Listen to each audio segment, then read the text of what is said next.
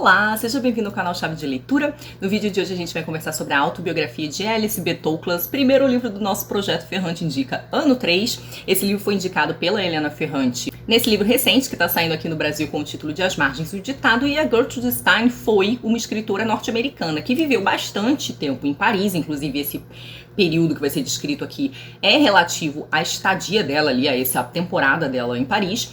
E a gente vai ver que Gertrude dá toda uma bagunçada aqui no gênero autobiografia. Talvez seja a coisa mais interessante que ela faz nesse livro. A Gertrude Stein era uma norte-americana de uma família relativamente abastada. Ela, em princípio, não começa a juventude dela escrevendo, ela estuda medicina. Depois ela começa uma especialização assim, em psicologia, que é um tema que vai sempre interessá-la pelo resto da vida. E só já adulta é que ela percebe que o que ela quer mesmo é escrever. E ela escreve muito, ela foi uma autora de livros de poemas, romances, contos, ensaio. Foi uma autora muito prolífica. E esse livro, a autobiografia de Alice B. Toklas, que saiu em 1933, é o 15º livro dela. A Gertrude Stein está associada a uma série de experimentações em literatura. Ela era muito ligada a autores modernistas, à arte modernista de modo geral. Em Paris, inclusive, ela era uma espécie de mecenas das artes. Ela comprava muitos quadros de pintores antes mesmo deles ficarem famosos como, enfim, as autoridades que eles eram nas artes plásticas. Então ela fica muito amiga do Picasso, do Matisse, do Juan Gris, do Picabia, outros pintores não necessariamente muito conhecidos, mas ela vai circular aí muito entre esses modernistas, vanguardistas, né? Ela vai conhecer vários escritores também dessa época, como Apollinaire, depois ela vai conhecer o Proust, ela vai conhecer o Hemingway, né? Esse encontro dela com o Hemingway fica conhecido também num livro dele, né? Que é o Paris é uma Festa, que é o título com o qual saiu aqui no Brasil. E a Gertrude, então, tem uma literatura muito experimental. Os textos da Gertrude foram durante muito tempo considerados herméticos, ilegíveis até. Ela faz muita experimentação com o tempo na narrativa, ela faz muita repetição, ela retarda muito a apresentação dos acontecimentos, ela cria neologismos. E aí, isso acabava fazendo com que ela não fosse sequer editada, tivesse que lançar ela própria os seus livros, era pouquíssimo lida e a crítica às vezes falava muito mal dela. Porém, a Gertrude tinha, vamos dizer assim, uma autoestima forte e ela tinha confiança no que ela fazia.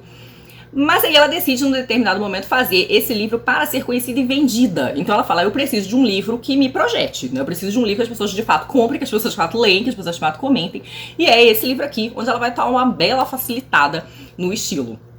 E esse livro, ele também é muito divertido, ele acaba se tornando uma ótima peça de marketing para ela, porque ele é um livro de fofoca, ele é um livro de fofoca da Belle Époque, ele é um livro de fofoca ali da chamada Geração Perdida, que são vários artistas americanos que vivem em Paris no início do século XX, né? Aqui a gente vai ver basicamente a década de 1910. Então ela vai falar de vários mexericos, encontros de pessoas, brigas entre pessoas, amizades, implicâncias, quem não se dava com quem se dava com quem pegava quem roubou a mulher de quem. Ela vai falar um bocado dessas coisas e ela vai estar ali bem no centro porque a casa dela acaba se tornando uma espécie de ponto de encontro desses artistas. Ela tem um ateliê, a casa dela tem um anexo, que é um ateliê onde ela bota boa parte dos seus quadros, embora dentro da casa dela também houvesse muitos quadros. Era uma colecionadora que dava esse espaço aí, abria, né, proporcionava esse espaço de encontro para os artistas da época. Vários deles muito jovens ainda e antes de ficarem famosos, conhecidos. Já pelo título, a gente percebe que tem alguma coisa estranha com essa autobiografia, porque ela é a autobiografia de Alice B. Toklas, mas a autora é Gertrude Stein, né? Então, na verdade, a gente vai ver aqui que isso não é a autobiografia de Alice B. Toklas por uma série de motivos. Em primeiro lugar, porque, embora a Alice apareça aqui, e a Alice foi a companheira de vida da Gertrude, elas eram um casal, e elas ficaram juntas por 39 anos. Na verdade, o que tem narrado aqui é só o que concerne a Gertrude. Então, a Alice que aparece nesse livro, ela é basicamente um recurso narrativo, ela é uma espécie de narradora. E aí a Gertrude faz uma brincadeira com ela, porque a Alice é uma pessoa que existe, é uma pessoa que ela vai botar aqui algumas características típicas dela, o fato dela ser norte-americana, as relações que ela tinha, o momento que ela chegou lá, né, as questões, vamos dizer assim, datas históricas em que ela teria chegado, ido pra lá, ido pra cá, quando que ela foi morar com a Gertrude. Porém, ela só é uma testemunha. A função dela aqui nesse texto é de testemunha da vida da Gertrude. Então a gente só vê a Alice como essa pessoa que começa a contar a própria vida em tese, porque ela não é ela mesma que tá contando, a partir do momento que ela conhece Gertrude e como que é a vida dela com a Gertrude até um pouco depois da Primeira Guerra Mundial. Então aqui a gente vai ter esse período delas ali em Paris, né, quando elas se conhecem, até um período posterior à Primeira Guerra, né, e elas vão dizer ali o que elas fizeram, como é que elas se ocuparam também durante a Primeira Guerra Mundial. Então as subversões principais são essas, né, uma autobiografia normalmente é escrita pela pessoa, né, cuja vida é o objeto. Aqui não, é escrita por outra pessoa. E o que está sendo narrado não é a vida da Alice, na verdade é a vida da Gertrude. E aí há uma coisa meio borrada, porque a Alice era a editora, de certo modo, da Gertrude. Ela tinha uma parceria intelectual ali. A Alice proporcionou, ela era fã, né? Elas até se aproximam assim, porque ela lê um dos livros da Gertrude, a Alice, né? E ela admira muito, vai fazer muitos elogios, o que chama a atenção, né, da Stein. E ela se torna parceira da Stein. Então a Stein escrevia, né, à mão. Então ela que datilografava, ela que revisava, ela que corrigia e posteriormente ela que edita. Ou seja, ela que corre atrás de publicar. Ela se torna a publisher da Stein.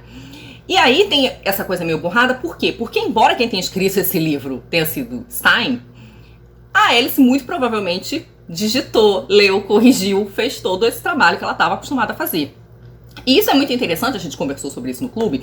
Existe uma tradição de mulheres que apoiavam seus maridos com a sua literatura, trabalhando como revisora, estenógrafa, editora. Isso é muito comentado em especial em relação às esposas dos autores russos, né? Então a esposa do Dostoiévski, a esposa do Tolstói, a esposa do Osip Mandelstam, esposa do Nabokov. Mas como essas mulheres nunca receberam crédito por isso, né? E aqui, por mais que a gente veja GG, né? GG é o apelido carinhoso que demos no clube pra Gertrude. GG tem um ego do tamanho do universo, né? Essa é uma das coisas curiosas e, no meu caso, engraçadas também. Achei engraçado. E já vou explicar por quê. Ela põe um certo lugar de destaque aí pra Alice. Ainda que Alice não seja de longe a protagonista desse livro aqui. Mas a gente vê que tem um holofotezinho meio indireto ali na Alice, como essa mulher que acompanhou ela, leu os livros dela e ajudou que os livros dela saíssem. Uma outra subversão que a gente pode pensar é que esse livro, enquanto a vida de alguém, a narração da vida de alguém, ele é muito irreal.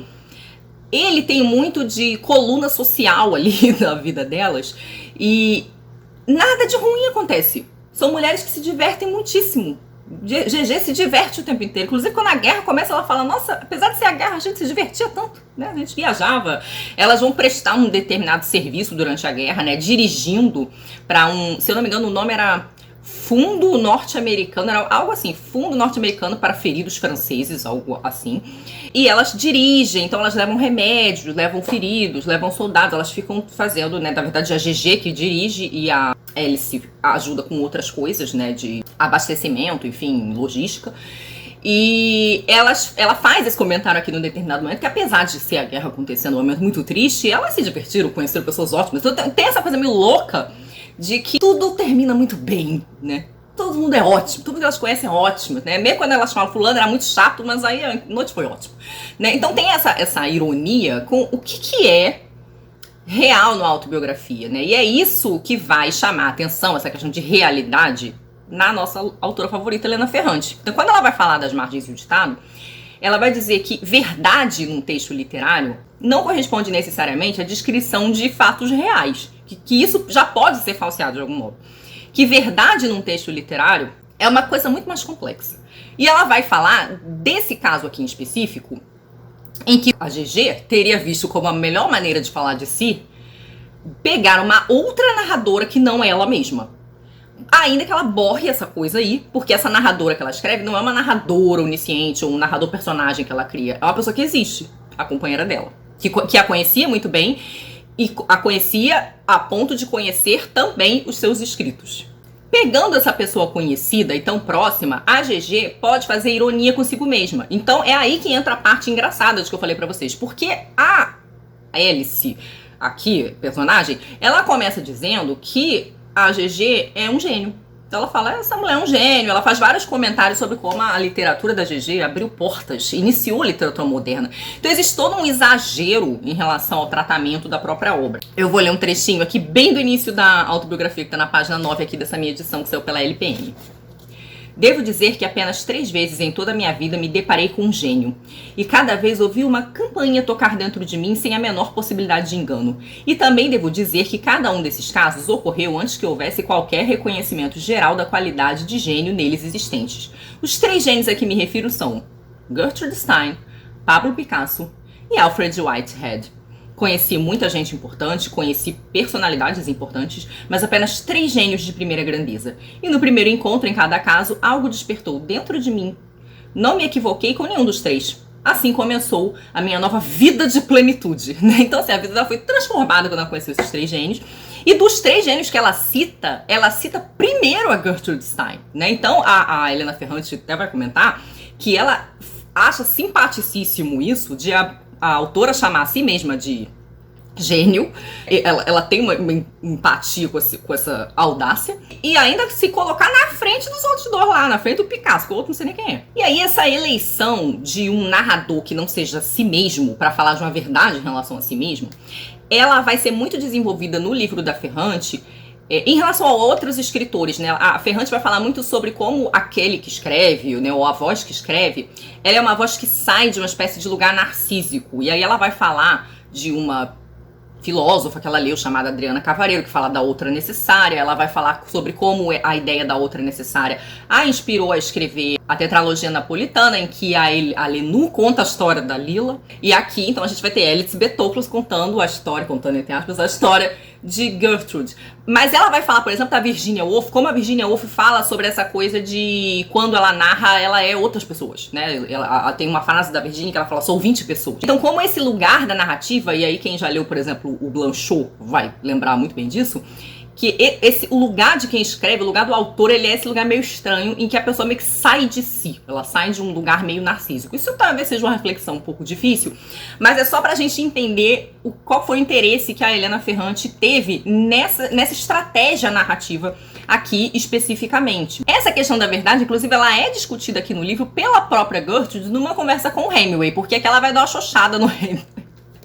Do mesmo jeito que Hemingway dá uma xoxada nela no livro dele, ela dá uma xoxada no Hemingway. E ela vai dizer que o Hemingway escrevia textos para seguir uma carreira literária. Então que ele não era verdadeiro, ela não sentiu o verdadeiro Hemingway nos textos dele. Ela sentia que o Hemingway fazia confissões muito adequadas para uma carreira literária. E de certa forma, algo que ela teria buscado aqui, não sabemos se com pleno sucesso, até porque a gente não conhece tanto a Gertrude assim, é que tomando narrativamente o lugar da sua companheira de vida, ela pode falar de si de uma maneira, eu não sei se mais verdadeira, mas talvez laudatória, de uma maneira que não é o clássico da biografia ou da autobiografia. Então ela vai mostrar aqui características da Gertrude que talvez nem sejam consideradas importantes para uma autobiografia, como o fato de que a Gertrude adorava calor e adorava caminhar, e que ela adorava caminhar meio-dia para tomar o sol mais forte na cara, umas coisas meio assim, tipo, que talvez um biógrafo não considerasse tão relevante. Ou como o fato também de que Gertrude adorava praguejar. Então, assim, certas coisas que talvez não sejam vistas como muito interessantes. Mas algo que me chama a atenção nesse livrinho, que eu achei bem divertido, é que a Gertrude, ela toma para si a tarefa de falar de si mesma e de reconhecer que a vida dela era uma vida vibrante. Porque, afinal de contas, ela conhecia um monte de gente, ela ia em vários jantares, ela promovia vários jantares, ela tinha uma vida cultural muito vibrante. E ela parte desse reconhecimento para falar, minha vida é algo digno de ser contado, se eu não contar, quem é que vai contar, né? Então eu acho que tem uma espécie de autoafirmação ali naquele meio, que era um meio muito cheio de gênios, né? Afinal de contas, ela convivia com Picasso, convivia com Matisse, né? Convivia com Hemingway, e de maneira não muito reverente, né? A GG, quando tinha crítica para fazer, ela fazia. E isso vale tanto para os pintores quanto para os escritores, né? Tem um momento aqui muito engraçado quando ela fala que vai visitar, né, aqui a gente tem a Alice narrando, elas vão visitar, se eu não me engano, o Apolinermas, algum poeta, e ela fala que os poetas pareciam todos anões, né, e o que ela quer dizer com isso? Não sei, tem um quê ali de piada, uma piada bem inadequada para os tempos de hoje, mas que ela fala que ela ficou maravilhada, meu Deus, nunca imaginei que poetas fossem assim como. No momento mais à frente, ela vai falar, por exemplo, que eles conhecem os futuristas italianos e que eles eram chatíssimos, né? Então é muito interessante o tipo de comentário que ela decide fazer aqui também, porque tem esse lado, uma certa irreverência, que não é só com o gênero, mas com o modo como ela trata esses artistas, que eram o que estava na moda. Não vou nem dizer que eles eram o cânone ainda naquele momento, porque acho que talvez não fossem, né? Eles estavam ainda em processo de começar a ser conhecidos, né? De ganhar alguma notoriedade. Mas eles eram a galera que estava fervilhando, vamos dizer assim. O livro também me interessou muito como esse registro da vida de determinadas mulheres, de, claro, uma determinada classe social, nesse início do século XX, né? Então, nessa primeira aí década, onde a gente vê mulheres viajando sozinhas, uma amizade entre mulheres, apesar dela circular muito entre homens, ela tem amizade com várias mulheres, ela cita várias mulheres escritoras, mulheres meio ricas que promoviam festas ou que ajudavam artistas, viagens entre mulheres. A mobilidade aqui delas me chamou muito a atenção, tanto na rua caminhando como dirigindo, viajando, mesmo com alguns indícios sutis de que isso era perigoso. Tem um momento aqui que a Alice narra um passeio que ela tá fazendo a pé e ela fica com medo de estar sendo seguida por uma pessoa estranha e depois ela descobre que não, que era uma pessoa que ela conhecia. Mas, ou seja, ela acena para esse perigo, para esse risco. Meu Deus, acho que eu tô sendo seguida. Então, assim, isso sempre foi um risco. No entanto, a gente vê que essas mulheres de determinada classe social, com uma determinada condição financeira, tinham aí algum trânsito. Eu acho que também tem a questão da mulher insubmissa. O fato de que Gertrude era uma mulher que falava o que bem entendia, tinha trânsito entre homens e mulheres, todo mundo sabia que ela tinha um relacionamento com a Alice, embora esse relacionamento não é descrito aqui. Elas são mostradas como parceiras, quase como se Alice fosse a secretária dela. Inclusive a Alice aqui, como narradora, fala em vários momentos que ela faz todo o serviço doméstico da GG. Então GG aqui não dourou a pílula pra si mesma, não. Ela dá a entender que sim, que Alice bordava, que Alice cozinhava, que Alice ajudava a pessoa lá que limpava a casa delas, ou seja, que Alice estava muito ali em torno da questão da manutenção prática ali da vida doméstica, enquanto que ela era o gênio, então ela precisava escrever. Só que assim, quem está esperando a descrição do relacionamento amoroso afetivo entre elas não vai ver, isso não tem aqui. E isso foi inclusive uma coisa que incomodou várias apoiadoras. Eu entendo esse incômodo, embora me pareça, até por umas coisas que ela fala aqui, a Gertrude estava muito mais interessada em explorar os limites do gênio, subverter esses limites, do que em de fato fazer um retrato da Alice. Então a Alice, a gente não sabe muito o que ela sente, o que ela pensava, o que ela desejava, a vida dela sem ser colada na Gertrude. Então assim, a gente sempre pode dizer que há uma certa invisibilidade da Alice aqui. Embora assim, eu não acho que em nenhum momento a GG tenha pensado em de fato mostrar a Alice aqui. Eu acho que ela só queria fazer uma espécie de borrar de um certo modo essa questão do que é real e do que não é, do que é real, do que é verdadeiro, né? E das funções da narrativa dar uma flexibilizada, uma forçada nos limites dessas coisas, né? E aqui no sentido da figura do narrador. Eu também acho interessante porque esse livro ele é uma espécie de relato da fidelidade artística da GG diante do mundo literário, visto que ela durante muito tempo não foi lida, foi criticada, não foi editada, ou seja, ela sofreu com esse repúdio do seu estilo. E aqui, embora a gente tenha um estilo muito mais facilitado, ela vai narrar, né, o processo de escrita de vários livros e a dificuldade de conseguir com que esses livros fossem editados, aceitos por alguma editora, ou vendidos ou lidos, ou como ela era bastante criticada pelos leitores, pela crítica especializada. Esse livro também é importante dizer que ele teve um gosto assim meio agridoce para ela, porque embora graças a ele ela tenha sido finalmente conhecida, lida, vendeu, virou um best-seller esse livro, ele era muito diferente do gênero que ela gostava de criar. Então ela também tinha um certo sentimento de vergonha com ele, assim, tinha aquele certo incômodo de que justo o livro dela mais lido, mais comentado, era exatamente aquele mais diferente do que ela gostaria de ter feito. Eu diria que o que me incomodou nesse livro aqui, e aqui eu não vou falar assim das questões pessoais, porque GG era uma pessoa complicada. Ela tem um determinado momento aqui no livro, por exemplo, que ela faz um comentário totalmente preconceituoso em relação à cultura dos povos africanos, né? A gente vê que tem uma limitação aqui muito grande em relação a ela. Ela tem outros problemas que não estão nesse livro, eu descobri lendo lendo Duas Vidas, que é um livro da Janet Malcolm sobre o casal aqui. Então eu vi que ela tem umas outras questões problemáticas lá, mas o que eu diria de que foi mais me incomodou aqui nesse livro é o fato de que ele perde um pouco de ritmo no final e de que ela cita gente demais. Então a gente começa a ficar confuso. Sabe quando você cita tanta coisa que as coisas vão ficando meio indistintas entre si? Eu acho que esse foi o meu maior problema com o livro, porque chega uma hora que você fica, meu Deus, quem são essas pessoas? A coisa vai perdendo um pouco a importância. Talvez o livro pudesse ser um pouco menor, ou ela talvez pudesse citar menos gente, da metade pra frente, não sei. Mas ainda assim, dei 4 estrelas, foi um livro que me divertiu bastante, acho que foi um ótimo primeiro contato com a obra dela, que eu tinha muito medo de conhecer, eu sempre lia que era uma obra muito difícil, e não é o caso desse aqui. Esse aqui é um livro que você devora, lê super rapidinho. Vamos ver aí como será um contato futuro com a obra dela, que eu acho que aí sim vai ser bem diferente. Inclusive porque me parece que ela tem uma outra autobiografia, que é a Autobiografia de Todo Mundo, onde já me parece que ela vai se aproximando mais daquilo que ela gostaria que fosse o estilo literário. Eu sempre tenho muito respeito por artistas que têm uma fidelidade ao seu projeto estético, a despeito que tá na moda ou a despeito que tá sendo elogiado. Isso é sempre muito corajoso em arte. E esses artistas são importantes, porque muitas vezes são eles que abrem caminhos e forçam certos limites para que outras coisas sejam feitas. Então é isso. Um livro que eu adorei conhecer, o debate foi ótimo, porque teve opiniões bem discrepantes e quando isso acontece é sempre muitíssimo interessante. E me digam aí se vocês leram, o que vocês acharam, qual foi a opinião de vocês aí sobre a autobiografia de Alice B. Toklas. Muito obrigada a todos pela companhia, muito obrigada aos apoiadores e membros por apoiar o meu trabalho, um beijinho e até a próxima. Tchau!